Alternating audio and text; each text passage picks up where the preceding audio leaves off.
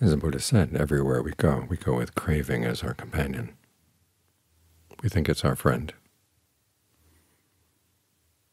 but it's a non-friend, as in the chant we chanted just now. It cheats us, it flatters and cajoles. It's good only in word, and it's our companion in ruinous fun. And the question is, how much longer do we want to stay with that kind of friend?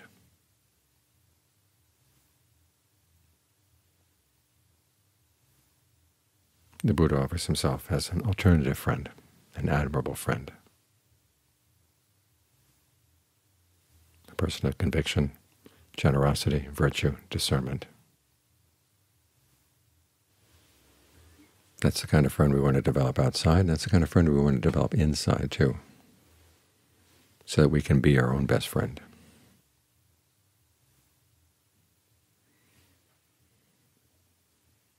As we sit here and meditate, and we can make it a pleasant pastime, do it every now and then.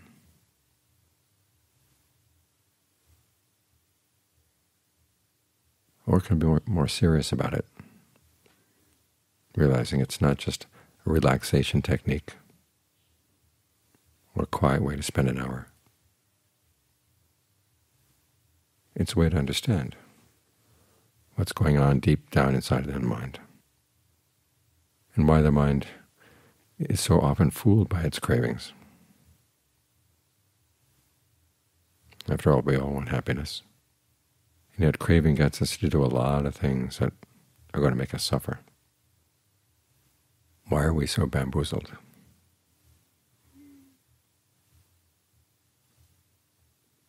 What in us likes the craving? And why do we listen to it? Meditation allows us to find this out, but you have to stick with it. And of course, to stick with it, you have to go against the craving. It will tell you all kinds of reasons why you can delay the practice to some later time. One of its favorite arguments, of course, is the middle way. Don't put too much effort in. Don't push yourself too much. But as Ajahn Mahabua said, the middle way of craving is right in the middle of the pillow. And it keeps just taking us back to the same old places we've been to before. Whereas if we take the Buddha as our admirable friend, he's going to take us someplace new. But it requires dedication, it requires commitment, equanimity, patience, endurance, all those tough virtues.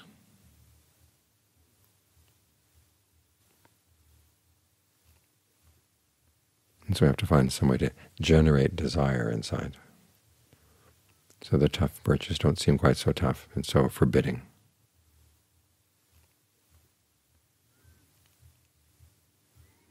It's here the guardian meditation is useful. It's a list. The list doesn't come in the canon, it comes someplace later. I don't know exactly where. But Rama IV wrote a poem based on the 4 guardian meditations. And the first is Recollection of the Buddha. You really take seriously the fact that this is not just a mythic figure or an archetype. It was a real human being.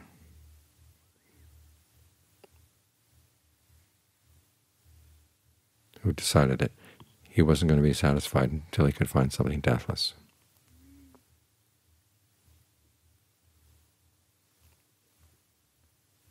And what would it be like to meet somebody like that? Or at the very least to take that as an option, as this is what human beings can do. Human beings can be this dedicated, and they come out happy. Our society tends to think of people who take a very serious religious vocation as warped or as miserable. But here the Buddha is given the example of someone who was so dedicated that he was willing to torture himself to see if that was one of the options. Fortunately, it was not.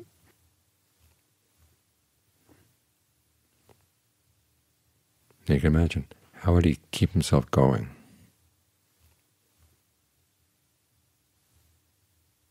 A lot of it had to do with how he talked to himself.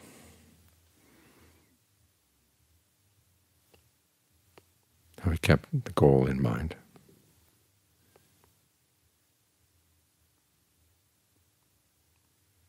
And he developed a quality of truthfulness. He tried different paths, and he said he wasn't really going to rest satisfied until he knew that he had tried that path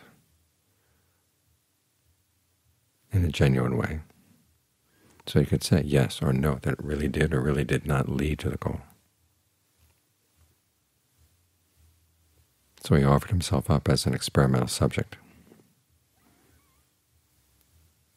His body and his mind, they were the things that were going to be experimented on.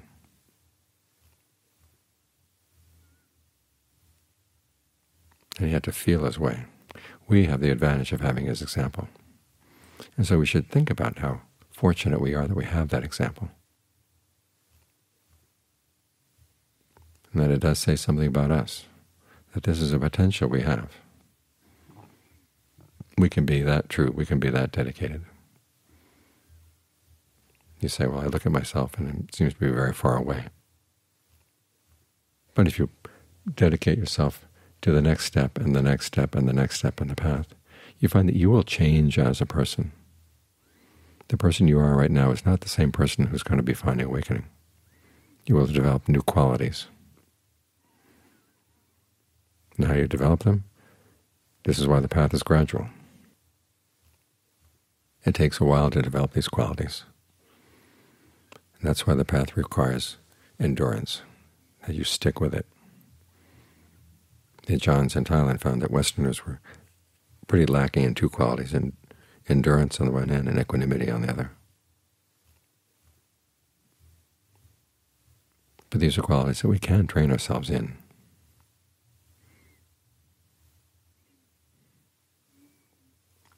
I remember when I was over there, there'd be people who say, well, Westerners can do a good impersonation of a practitioner, but they don't have the stick-to-itiveness.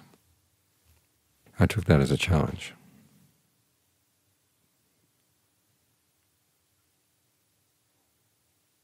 So find whatever way you can to challenge yourself, and to see it as a challenge that you're up for. The practice is not going to have you strung out. After all, it is a middle way. It's just that your idea of the middle way is going to change as you practice. What's just right? It's like exercising the body. The amount of exercise you do at the very beginning is not going to be adequate for the path as a whole. But as you work on it, whether it's in the number of miles you run, the weights you lift, whatever, your idea of what's just right is going to grow as you get stronger. You think about the Buddha. He started out as a prince, had a very luxurious and very easeful lifestyle.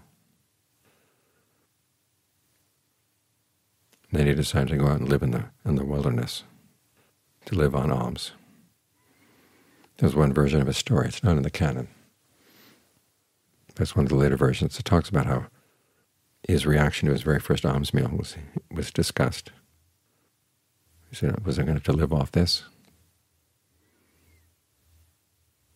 But he stopped to reflect. Okay, this is food that's been offered freely.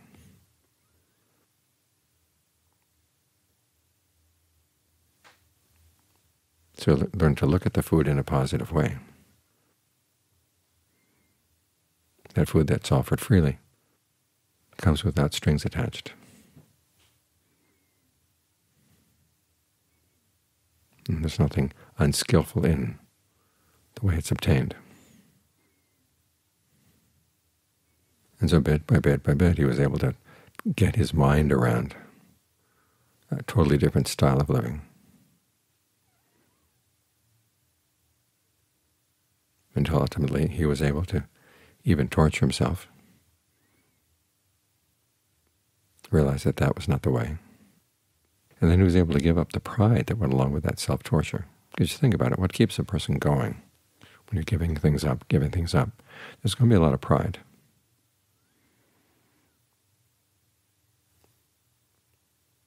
When he realized that this was not the path, he was willing to swallow his pride and allow the 5 brethren to look down on him, to withdraw their respect and not get deterred. He was still looking for an alternative way. He kept at it to that extent.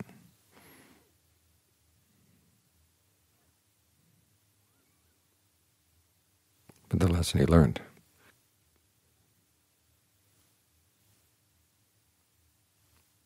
is that you're not practicing to make yourself better than other people, or to exalt oneself or disparage others. Because as he said, when he reflected on the 6 years of torture, he realized he compared himself to all the others in the past who had followed that route. He said nobody else had ever gone this far. There was a comparing mind there, which is why in the Customs of the Noble Ones he says, be very careful about your practice of contentment. Make sure you're not disparaging other people or exalting yourself. So he learned from his own mistakes.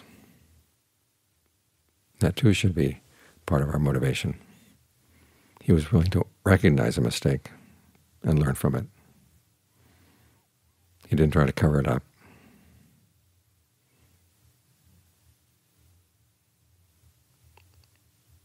And so when we make our own mistakes, we shouldn't try to cover them up. He didn't let the fact that he'd spent 6 years on a blind alley deter him. He said there must be another way. That too is a good example. When you find yourself up against a brick wall, remind yourself, there's got to be a way around this.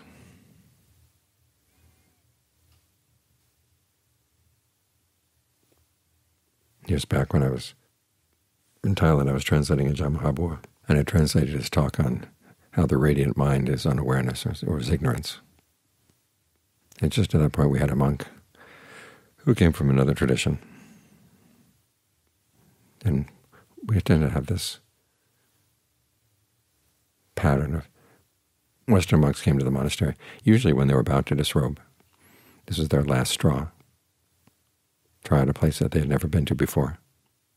This one particular monk read the piece, and he just got very disheartened. He said, I've been trying to get the radiant mind, thinking that that was the goal. Now I'm been told that even that is ignorance.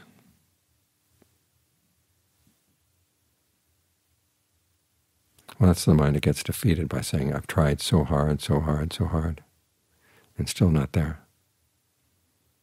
That mindset is not one of your friends.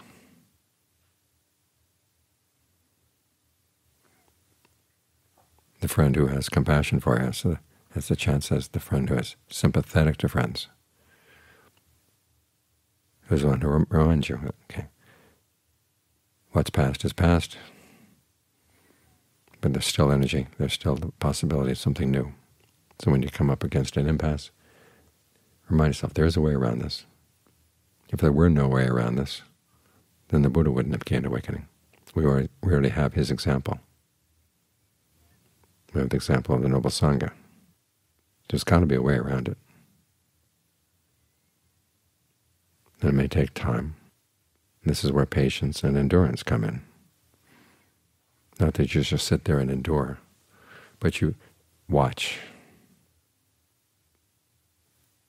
And you try to watch from a firm foundation, so that what you're likely to see will be a lot more accurate. Think of the Buddha teaching Rahula to make his mind like earth. Not just he was going to sit there like a cloud of dirt, but so that his mind would be solid so he could observe.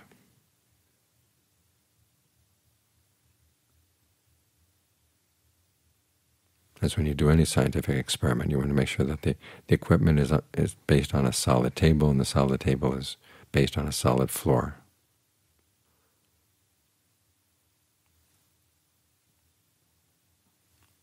then the equipment can measure things with a lot of precision and a lot of accuracy. And you can trust the results.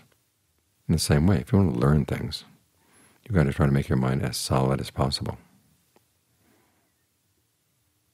So when the mind has its subtle movements, you can detect them. Otherwise, they're just there in the background. They seem to be part of the wake of your own movements.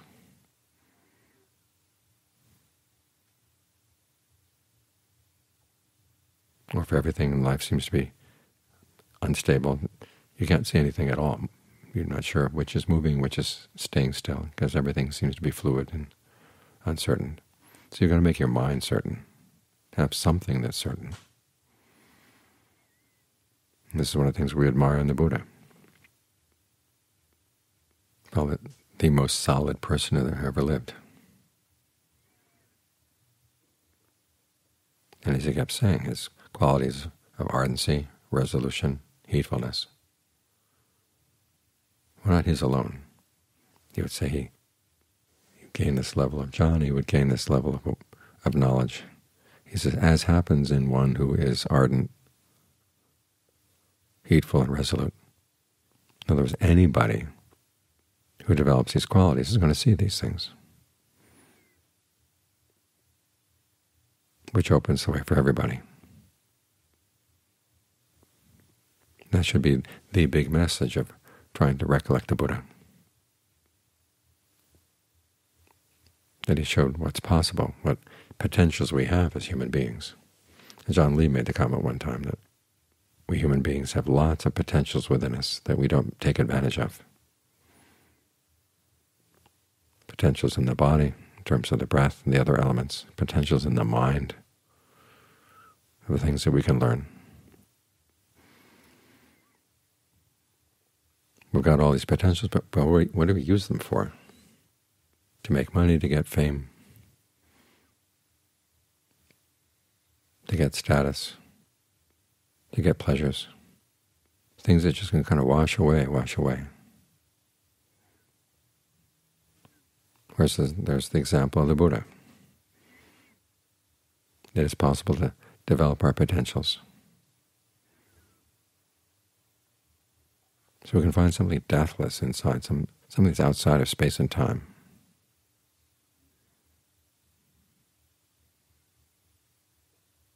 That's the potential within you. So when we think of the Buddha as our admirable friend, this is the lesson he gives, is that we have a lot more potential than we think we do. And we shouldn't sell ourselves short.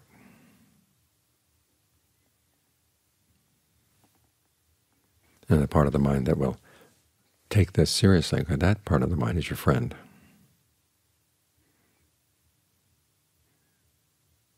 Not the craving that wants to take things easy.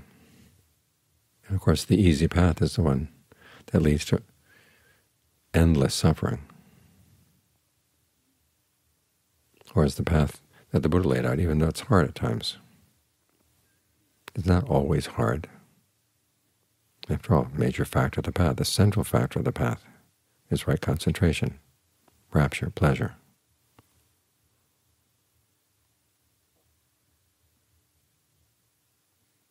And it leads to a happiness that more than repays the effort that's put into the path.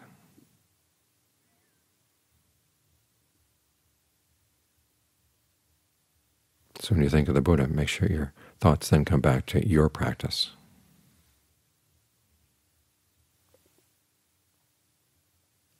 And have it energize your practice. Because that's the whole purpose of his teaching, which is to help us see that we have these potentials within us, and we can develop them. And if you have any gratitude to the Buddha at all, which is the proper response, then you should want to develop those potentials as far as you can.